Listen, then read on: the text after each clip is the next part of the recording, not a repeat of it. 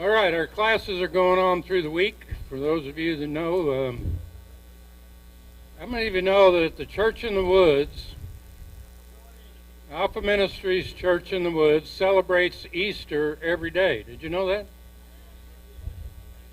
Now, that's not a trick statement now, it's the truth. We celebrate Easter, the resurrection of Jesus, every single day. And we got a lot of stuff going on through the week, not just on Easter Sunday, but all through the week, every day. And we've got a bunch of classes here coming up. They're continuing, actually, even as I speak here. The men's meeting we have on Monday nights, an Alpha class on Monday night with Debbie, and she does the ladies. And Jeff, her husband, at his home, does the men for another class out in Passenger. We've got Tuesday evening, I'm completing the Alpha class right here in the building, training building, at 7 o'clock. Wednesday evening, we have a study that Alex is doing, 1 Corinthians. And Alex, did I forget? Or are you done with your Monday night? Oh, yeah, you got Gospel according to Matthew. You're in chapter 26 or something now. Right. That's on Monday nights, and Wednesday nights he's got 1 Corinthians. Thursday night, John Hales teaches a Recovering Grace class here. So we got a bunch of classes going on through the week. I don't expect any of you to remember that. But if you want to participate in those classes, you're welcome to at any time. Just give the office a call, and Mary will be happy to let you know when the classes are happening. Special announcement for you ladies: on the 22nd of this month, on Saturday, April 22nd, there's going to be a ladies' luncheon. There's a sign-up sheet in the building in there for you ladies, and plenty of room left. And then next month, actually May 6th, we're going to have a recovery counseling class. I want you all to be aware of the fact that we are a recovery church, in the sense that we welcome folks who are in recovery, because every one of us need recovery. Now, you might think that, well, I've never touched a drop of alcohol, and I've never popped a drug. I'm not talking about that. Yeah, that's recovery, and that's normally what you think about when you think about recovery. I'm talking about recovery from what we're going to talk about this morning, and that is your natural disposition. Your natural disposition that you were born into this world as is a self-centered, dysfunctional idiot. Isn't that good news? Yeah, that's true. I know you've been trying to cover it up and hide it, but it's true. And we all need recovery from that. The good news is God gives us that recovery, and we're celebrating that even today in our Easter celebration of the resurrection of Jesus Christ. We're celebrating good news of recovery, actually. But since we're a recovery church, there are folks the Lord raises up and calls out to be specially trained and equipped to deal with people one-on-one or in small groups who are in need of recovery from life-controlling issues of all sorts. And so we've got a class every month. We've got a class specifically designed to train folks to do that very kind of ministry, helping other people recover. We call it, a fancy term for it is a recovery support specialist, or what we call a faith-based recovery support counselor. And we use the scriptures, we use a biblical approach to helping folks deal with life-controlling issues that are tearing them apart, tearing families apart. How many of you are aware that right now there is a strong movement from the prescription drug abuse to heroin abuse? Did you know that? It's epidemic proportion right now. So if you haven't been involved with it, you will be. I can't find one person that does not at least have one family member somewhere in their little brood that doesn't have those kinds of issues. And it's a desperate need right now in our country. Our country is under attack, literally, with the addictions that we are trained and equipped to deal with. So if you're at all interested in becoming an addictions counselor or becoming a recovery type support person. We encourage you to find out more about our Center for Training on Recovery Issues. The next class will be right here on May 6th, Saturday morning, 9 o'clock. All right, I think these are all the announcements I have. I've kind of wondered about, on Easter Sunday, you're supposed to have a special message of some sort. I couldn't really think of one. I'm not real good at that because I do mainly expository teaching, which is verse by verse. You start in the book and you go through it for the next 3 years. I know. But there are topics within that we come across. But this morning being Easter, I want to share with you all the subject that came to my mind. It's the only thing the Lord gave me. When I asked him, I said, okay, what do you want me to share on Easter? What's up with this? I've been praying about it through the week. And yesterday I asked him specifically, while I was on the track hole, digging the ditch, I said, what do you want? What's up? It's Easter, man. This is going to be a special occasion. People are expecting a special message. What do you want? Give me something. All he gave me was one word. But I found out, the more I've considered that one word, that's the very thing we need. That word is power. That's what he gave me. What does resurrection mean? What does Easter mean? He said, power. And I got to thinking about that. And so I want to share a few scriptures with you about that this morning. And I want to give you a connection, a direct connection personally, so that you will have the power to actually celebrate Easter. And the place I want to start with it today is the fact that that's what we need. All of us need power. There isn't anyone that doesn't need power. Now, you know that rich folks, those folks that are other than us, right? We the poor folks. They're the rich folks, right? And we know that the rich folks have money, so it appears that they have everything they need, right? Wrong. You ask them how much, in fact, somebody asked Norman Rockefeller one time, said, how much money is enough? I mean, here we're talking a billionaire, right? He said, just a little more. Just a little more. It's never quite enough, is it? We don't ever get quite enough. But something that is more desperately needed and wanted by all people, whether we've got money or not, is power. As a matter of fact, in the political and geopolitical realms right now, the issue is not just money anymore. The issue is power. Who's in charge? Who's in control? Now that issue begins with us personally from the day we're born into this world.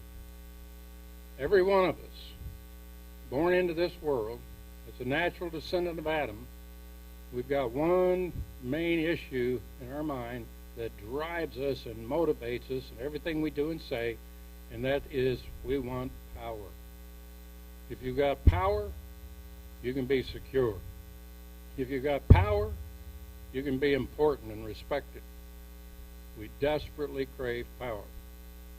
Now the problem is, as the very first step in the recovery series teaches us, the problem is, even though we want it, even though we crave it, we are powerless.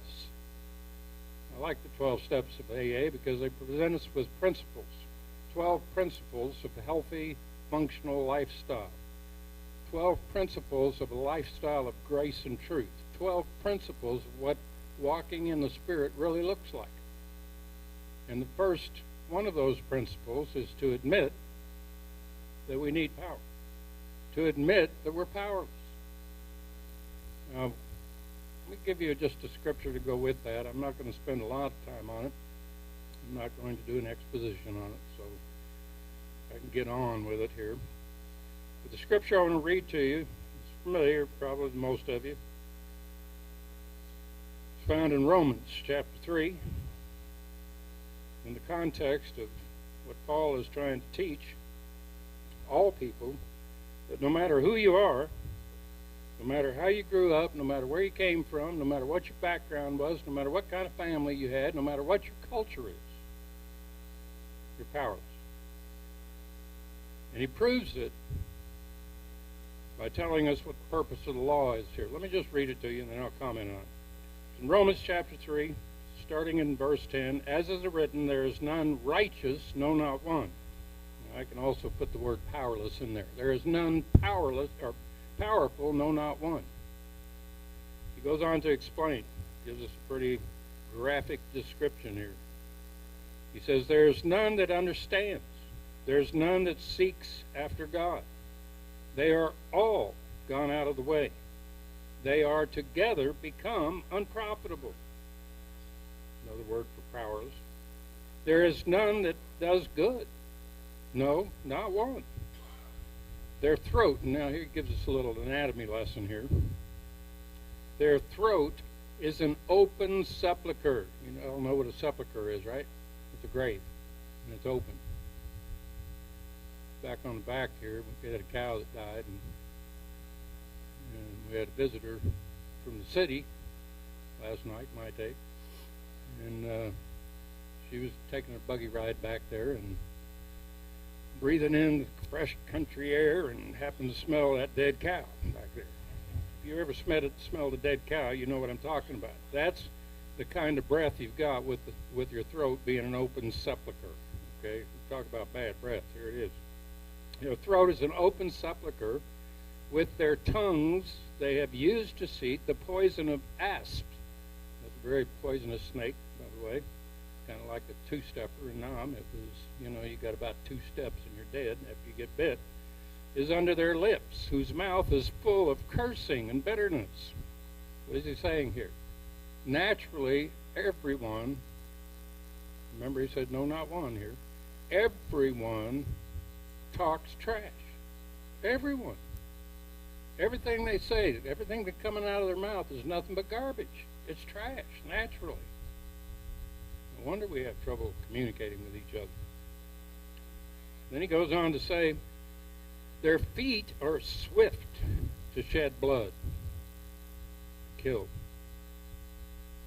Destruction and misery are in their ways. In the way of peace have they not known. There is no fear of God before their eyes. I know that's not a pretty picture, but that's what powerless looks like. And until we're ready to admit that that's us, we're powerless, we can never receive that which we want, which is power. So we admit that we're powerless, and on top of that, that principle says, and our lives have become unmanageable. Now, see, if you don't think you're powerless, you're going to be trying to manage everything. You're going to be trying to manage your own life, making your own decisions according to your knowledge of good and evil, what's right and wrong. You're going to be trying as hard as you can to get ahead in this world. That's going to be your ultimate goal, to try to get ahead, and you're going to continually screw up. You ain't going to make it. You can't. Why? Because you're powerless. But you think you can, so you try again and screw up. You see, the definition of insanity the recovery folks use is you keep doing the same thing over and over again, expecting this time it's going to be different. You can see people trying this in their relationships over and over again. One of the most amazing facts to me, and one of our elders here, Jonathan Bean, runs a house program in town called Martha's House, which is a shelter for domestic violence, people who suffered for that, women and children who suffered from domestic violence. And one of the most amazing things is that a woman who is set free from that violent home and that violent spouse not only refuses to file charges, but goes back to him again and again and again. This time it's going to be different. Right. A lot of times, sadly, they wind up in the hospital or worse.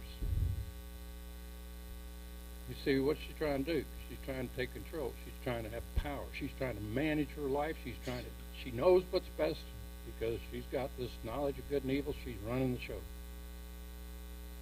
I've seen other people try multitudes of things. Now, we all know we do this naturally. It's all part of us, so it doesn't take a rocket scientist to figure out that we all want to be in control, but none of us really can do it effectively. Why? Because we have no power. We can't control ourselves, much less anybody else. Now, you all know how you switch to take the heat off of you. I'll give you a little weasel clause here on this powerlessness business, all right? You can try to control yourself. You can start a diet, some self-improvement program. Try to control yourself, and you can put all your effort and willpower into trying to control yourself in one fashion or another, and then blow it. You say, okay, well, I just made a little, I'm going to do it again. And you do it over and over again and blow it. And what happens is that frustration builds so intensely in us that after a while, we say, well, I don't really need to control myself. I'm going to control my husband. Or I'm going to control my wife. Or I'm going to control my kids or my grandkids. Or I'm going to control the people I work with. See, we just switch. We switch from trying to control ourselves to trying to control other people. And when that fails miserably, then we go back to trying to control ourselves again. What are we trying to do? We're trying to get power. The power we know we need, but we don't have. We're powerless. And Paul goes on to explain the depths of this and the revelation of this in this very passage. When he goes on, he writes, now we know that what things soever the law says, it says to them who are under the law, that every mouth may be stopped, and all the world may become guilty before God. Now, I know that sounds pretty negative. And I'm not trying to preach a fire and brimstone thing here. But I want you to understand